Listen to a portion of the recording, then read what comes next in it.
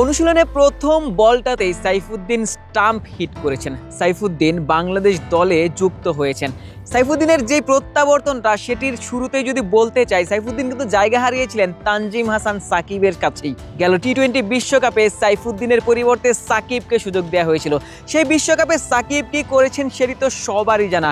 সেই ওয়েস্ট ইন্ডিজের মাটিতে কিংবা ওই আমেরিকার মাটিতে তানজিম সাকিব গোটা বিশ্বকে জানান দিয়েছিলেন স্ট্রিকি উইকেটে স্কিডিং বোলিংয়ের মাধ্যমে কি করে আসলে গোটা বিশ্বকে রাজত্ব করতে হয়। পাওয়ার প্লেতে দুর্দান্ত বোলিং করেছিলেন সেই সময়টাতে তানজিম সাকিব। এবং এই মুহূর্তে সাকিবের পারফরমেন্সটা আসলে কতটুকু উন্নত হয়েছে। সাকিব এই মুহূর্তে বাংলাদেশ দলের একজন প্রপার বোলিং অলরাউন্ডার। সাইফুদ্দিনের রোলটাও অনেকটা একই রকম। আজকের প্রেস কনফারেন্সে লিটন কুমার দাস যেমনটা বলছিলেন, অনেকদিন ধরেই দলে একজন অলরাউন্ডারের অভাব তিনি ফিল করছিলেন, সেই কারণেই সাইফুদ্দিনকে ফিরিয়েছেন।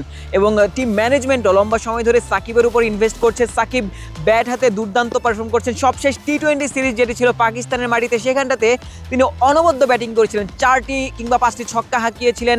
স্ট্রাইক রেট প্রায় 200-র বেশি স্ট্রাইক রেটে ব্যাটিং করছিলেন। সাকিব অনবদ্য একজন অলরাউন্ডারই হয়ে উঠছেন বাংলাদেশ দলের জন্য।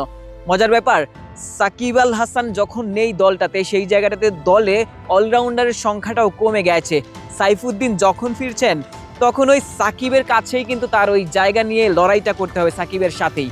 শ্রীলঙ্কার বিপক্ষে প্রথম টি-20 ম্যাচে সাইফুদ্দিন হয়তোবা জায়গাটা পাচ্ছেন না, কারণ তানজিম সাকিবকে বিট করেই কিন্তু তার ওই দলে ঢুকতে হবে কিংবা একাদশে ঢুকতে হবে।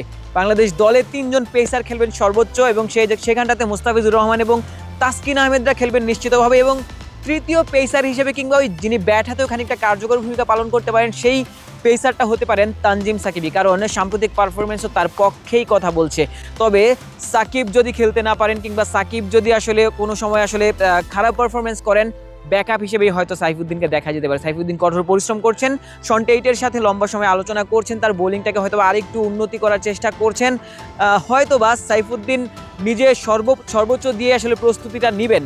তবে সাইফুদ্দিনকে হয়তোবা অপেক্ষা করতে হবে কখন সাকিব একাদশ থেকে বাদ পড়েন, কখন সাকিব আসলে দলে না থাকেন, সেই সময়টার জন্য অপেক্ষা করতে হবে সাইফুদ্দিনকে হয়তোবা অনেকেই পছন্দ করেন, অনেক ভক্ত সমর্থক রয়েছে সাইফুদ্দিনের। হয়তোবা এই ফেনী এক্সপ্রেসকে লম্বা সময় পর জাতীয় দলে দেখার অনেকের ইচ্ছে রয়েছে। তবে 3টি টি-20 যেখানে বাংলাদেশ দল খেলবে এই শ্রীলঙ্কার মাটিতে, সেখানটাতে হয়তোবা সাইফুদ্দিন জায়গা পাবেন কিনা সেটি কিন্তু বড় প্রশ্ন, কারণ লড়াইটা সাইফুদ্দিনের তানজিম সাকিবের সাথেই। পাল্লেকেলে থেকে আশিক সারোয়ার, নিউজ 24, ক্যান্ডি, শ্রীলঙ্কা।